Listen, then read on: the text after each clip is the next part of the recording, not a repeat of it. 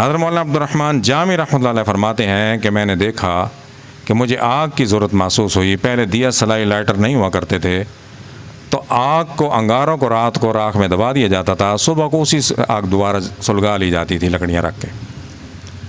جب کسی گھر میں آگ ختم ہو جاتی تھی تو دوسرے گھر سے آگ مانگ لیا کرتے تھے, لے لیا کرتے تھے, پھر اس کو سلگا لیا کرتے تھے. فرماتے ہیں میں نے دیکھا کہ میرے گھر میں آگ ختم ہو گئی ہے, میں ہمسائے کے گھر آگ لینے کے لیے گیا, کسی گھر سے آگ نہیں ملی. اسی طرح میں چلتے چلتے بستی سے باہر جنگل میں پہنچ گیا.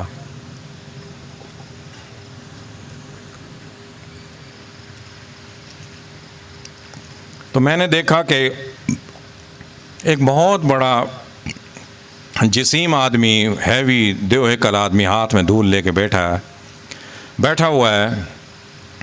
تو میں نے سوچا کہ جنگل میں کون ہے اور یہ کیا کر رہا ہے. وہ بڑی گردار آواز میں بولا, ملا یہاں کیا کر رہا ہے. میں نے کہا جی آگ کی ضرورت محسوس ہوئی ہے تو میں آگ لینے کے لیے گھر سے نکلا ہوں, چلتے چلتے یہاں پہنچ گیا ہوں.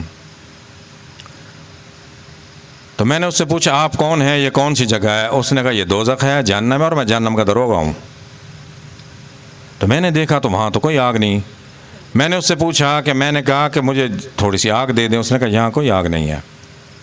میں نے کہا جہنم میں آگ نہیں ملے گی, جہنم سے نہیں ملے گی تو پھر کہاں سے ملے گی. اس نے کہا ملا یہاں کوئی آگ نہیں ہے, یہاں جو آتا ہے اپنی آگ ساتھ لاتا ہے.